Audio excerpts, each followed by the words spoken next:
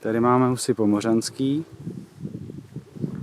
Plus je tam houser husy tuluský. K tomu budeme ještě pořizovat manželku, aby byl páreček.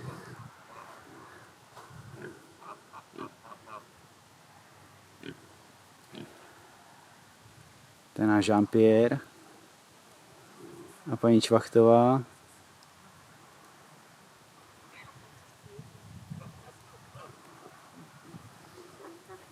Jo, máme fešáka.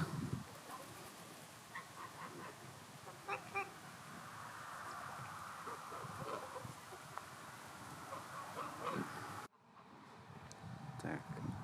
Na druhé straně máme naše prasátka.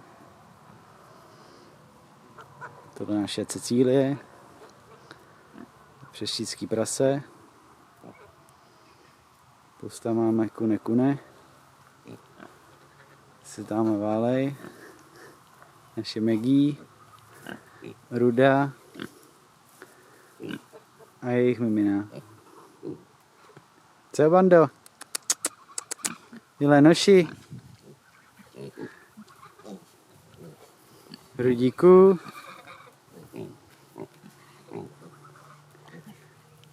Maggie. Pojď se ukázat, pojď. Ne. Maggie, no. Ty lemro.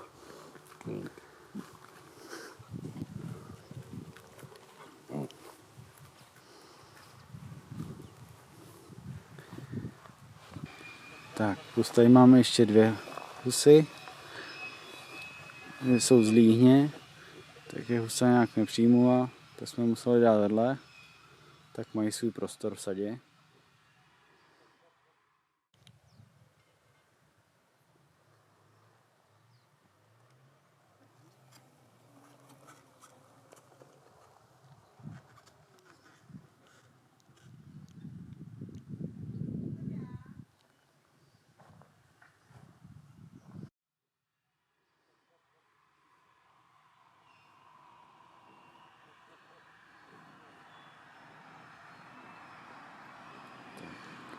Plus nám tady už začíná zelenina.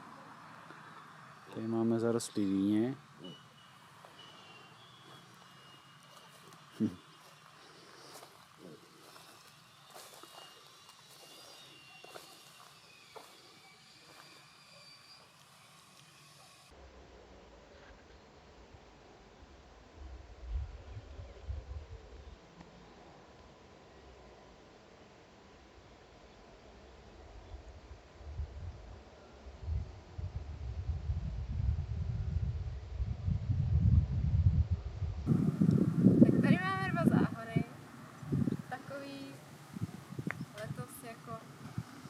Zahřáděný.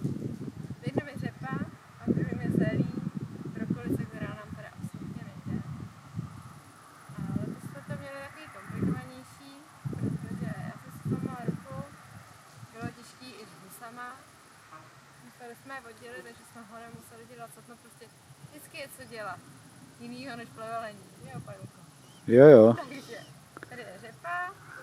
No, oni nejsou vidět, ale jsou tam. Ale jsou úžasný. Ale rostou krásně. Jo, máme to udělaný monový sebou a s tím nádherným mango, který už se nám podařilo vyplavit. To je tam vidět. Jo, ten už vidíme krásně. Pak ještě zaber za tebou ty krásný rajčata letošní. Ty se taky povedly. Povedly letos, ale máme tam bazar, takže už po druhý budeme dělat pestré. Ty se povedly. Ale doma máme lepší. Ty jsou u jižní stěny a... 50 keříků háj. No. Prostě plíseň je mrcha. Tu kapustičku ružičkovou. To je náš letošní první vyvýšený záhon, na kterém to roste úplně úžasně. Takový se budeme snažit všechny. Třeba o něm něco natočíme ještě. Mhm.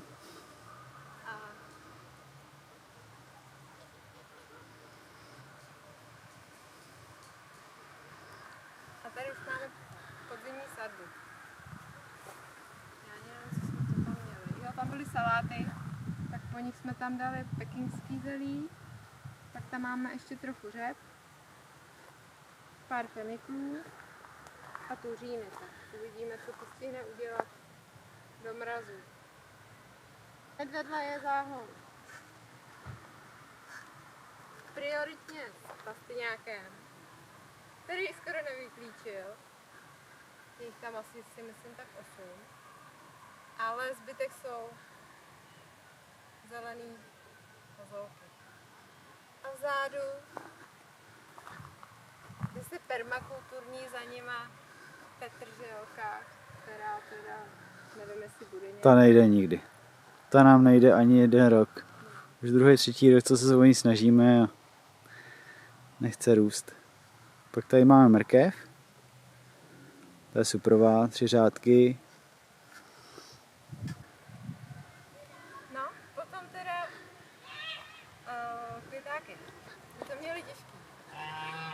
Protože z jara je napadly ptáci, nechali tam pahejoky, ale nakonec nás i překvapili.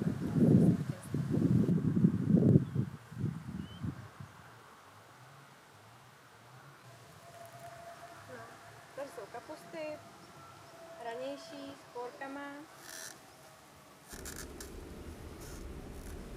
zelíčka. To se taky měli těžší, ale to jsou krásný. Pár druhů zelí.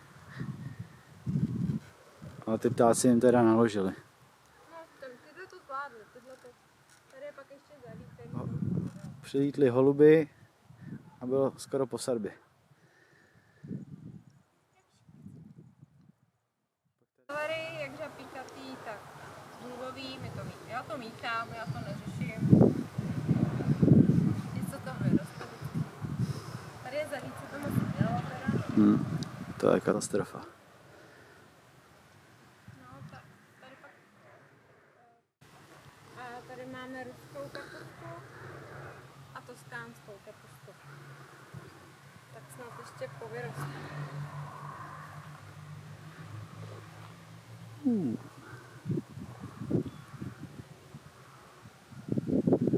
No a za tebou nádherný kadeřávek. Mám vody, zkusil vidět. Dobrý. Tady jsme měli teda cukrový hrášky na konstrukci. To zase až za rok. A potom hned jsme dali. A potom jsme dali někdy v červnu za kadečáku. Super. No a vedle je krokolice. To se spízí na jaro, tohle je fialová výhonková. No, pak tam máme svůj křen a rebarboru můžeš ukázat. Ta je ze semínka a křen je naše taky sadba.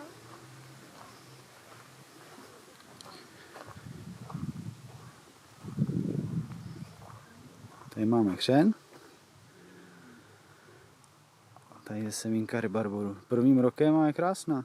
To nás docela překvapilo. No a za mnou je ještě řádek batátů, ty máme letos vlastní sadby a cukety a za nima brambory. Zatím jsme měli pola slunečnic, ty už jsou pokasené. Vydřitý od prasat nechtělo. Prasatům se tam nechtělo.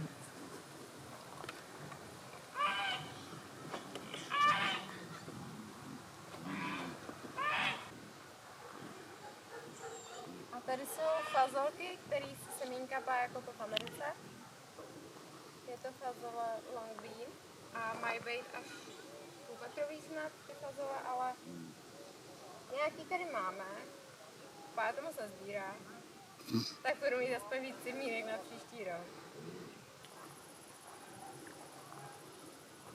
Oni taky hlavně z jara byli nějak napadený, nechtělo se jim růst a až teprve před měsícem to začali takhle krásně obrůstat, tak třeba ještě něco vytvořili.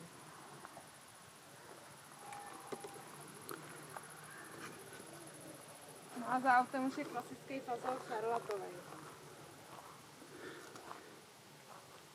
Na plody. Na fazolky.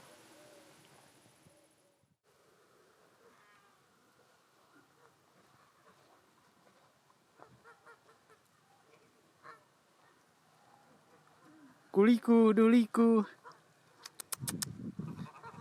Kulíku, dulíku. Kluci.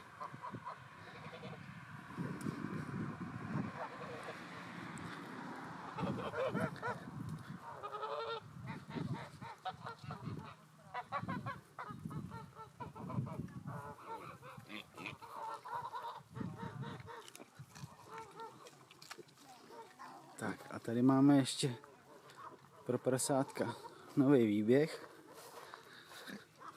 To jsme nechali zasejít Vojtěšku.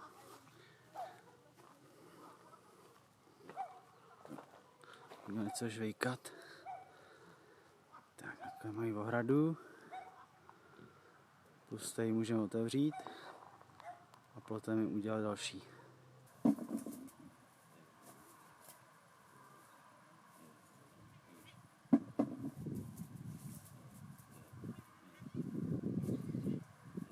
Jak řvou, jak tě slyšej.